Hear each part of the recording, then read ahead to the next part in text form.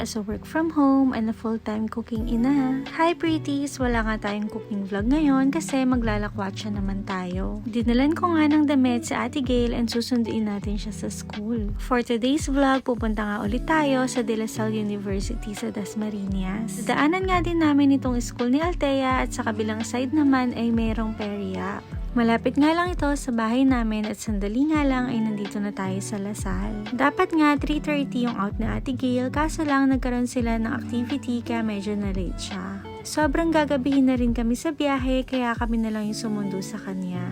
Dito nga kami manggagaling sa Dasmariñas at yung pupuntahan namin ay sa Bulacan. 5 PM na nga nito at hinihintay na lang namin matapos yung activity nila Ate Gail. And after a few minutes nga ay nandito na si Ate Gail.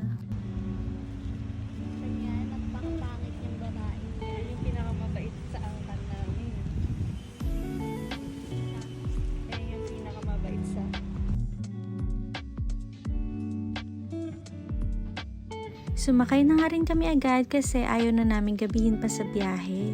And habang pauwi nga kami, tinutur naman kami ni Ate Gail kung ano yung mga nasa campus nila. Bago nga namin sunduin si Ate Gail, nakapag-video ako ng konti dito sa loob ng La Salle and ipopost ko na lang siya sa next vlog. Sobrang ganda nga ng ambience and nakaka-relax dito sa loob ng La Salle lalo na kapag sunset. Kanina nga pagpasok namin dito, feeling ko na mamasyal lang kami sa park. Nakakatuwa kasi ang lawak niya at ang daming mga puno. Ilang minutes din yung dinrive namin para makalabas sa gate pero nag-enjoy naman kami. At yung isang bata nga dyan, hindi pa kami nakakapagsundo e nagre-request na agad ng drive-thru. Andito na nga kami ngayon sa Aguinaldo Highway at medyo palubog na rin yung araw. Buti nga medyo maluwag yung kalsada ngayon at hindi kami maiinip sa biyahe. Ang tagal nga ng stoplight kaya nakapag-check pa si Sir Amo ng cellphone ni Althea.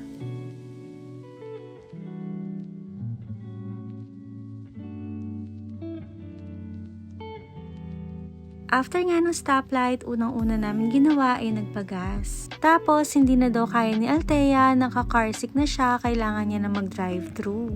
Maaga din nag-lunch sa Ate Gail sa school kaya medyo nagugutom na rin daw siya. Pagpunta nga namin dito sa McDo, meron silang bago sa kanilang menu. Ito nga yung Honey Butter Chicken McDo. At syempre, yun yung bago kaya ayun naman yung itatry namin. Ewan ko ba pero para sa amin, mas mabilis dumating yung mga order sa drive-thru kaysa mag-dine-in. Kapag pinapapili nga namin si Ate Gail and Althea, palagi nilang pinipili yung drive-thru. Pagdating nga ng orders namin, naamoy na namin agad na sobrang bango at amoy butter. Dalawang flavors pala yung available dito, ito yung isa is no cheese. May butter coating na nga yung fried chicken tapos i-sprinkle mo lang itong snow cheese powder. Nung una nga parang ang weird pero nung natry namin to, promise ang sarap. Ito naman yung pangalawang flavor na available, yung garlic parmesan. I-sprinkle mo nga lang din ito sa chicken at amoy na amoy talaga yung garlic flavor. Sarap na sarap din kami dito kasi siguro bago siya sa panglasa. Hindi ko nga rin alam kung hanggang kailan to sa menu nila kaya hanggang meron ay itry nyo na. And this video is sponsored by McDonald's. Char. Nag-crave nga ako sa spicy chicken kaya ayun yung in-order ko. Tapos lalagyan mo nitong gravy kaya craving satisfied. Medyo nagutom na nga si Ate Gail and Althea kaya kumain muna kami. Galit-galit muna. Char.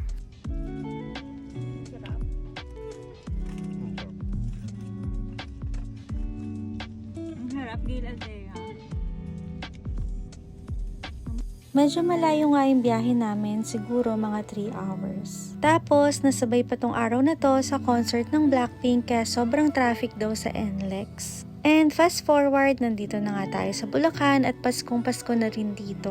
Ang dami na nga mga bazaar at siguro ay parang night market nila to. Napagod na nga kami sa biyahe at ito yung naging ganap namin for today. See you sa next mini vlog!